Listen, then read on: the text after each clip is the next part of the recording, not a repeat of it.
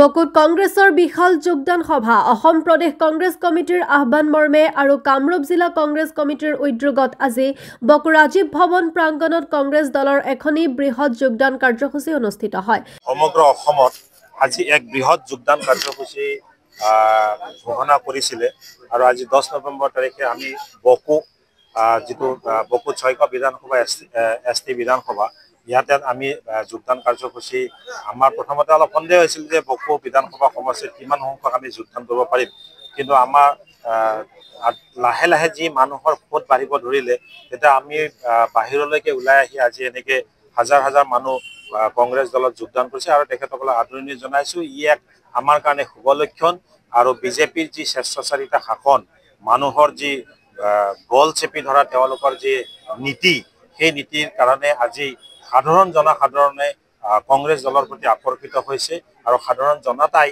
এইবাৰ কংগ্ৰেছ দলৰ পক্ষত থাকিব। কামৰূপ জিলা কংগ্ৰেছৰ সভাপতি প্ৰাণজিৎ চৌধুৰীৰ সঞ্চালনাত অনুষ্ঠিত হয় বৃহৎ যোগদান সভাত আঞ্চলিক সদস্য শাহ জামাল হকে কংগ্ৰেছ দলত যোগদান কৰে। যোগদান সভাত বিভিন্ন দলৰ পৰা সহস্ৰাধিক অধিক লোক কংগ্ৰেছ দলত যোগদান কৰে। সভাত নিখিল ভাৰত কংগ্ৰেছৰ সম্পাদক মনোজ চৌহানে কংগ্ৰেছ দলৰ সাংগঠনিক দিশ শক্তিশালী কৰিবলৈ আহ্বান জনায়।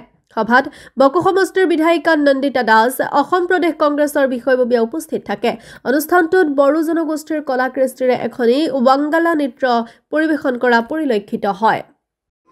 প্ৰথমে মই শাহ জামালৰ তেওঁলোকক মই আমাৰ কংগ্ৰেছ দলত যোগদান কৰাৰ কাৰণে মই আন্তৰিক ধন্যবাদ জ্ঞাপন কৰিছোঁ আৰু তেওঁলোকক আমাৰ দললৈ মই স্বাগতম জনাইছোঁ।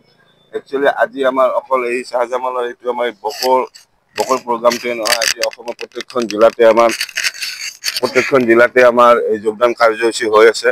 আগন্তুক 26ৰ প্ৰতি লক্ষ্য ৰাখি গৌৰৱ গগৈৰ নিৰ্দেশত আমাৰ অসমৰ চুকে কোণে এই যোগদান কাৰ্যসূচী হৈ আছে। বৃহৎ সংখ্যক ৰাইজৰ আমি সঁহাৰিও পাইছোঁ আৰু এই যি আমাৰ এই ধাৰা আমি আগন্তুক 26লৈকে ধৰি ৰাখিম আৰু 26ত আমাৰ কংগ্ৰেছৰ চৰকাৰ এখন হ'ব আৰু অসমৰ মুখ্যমন্ত্ৰী মাননীয় গৌৰৱ গগৈ ডাঙৰীয়া হ'ব।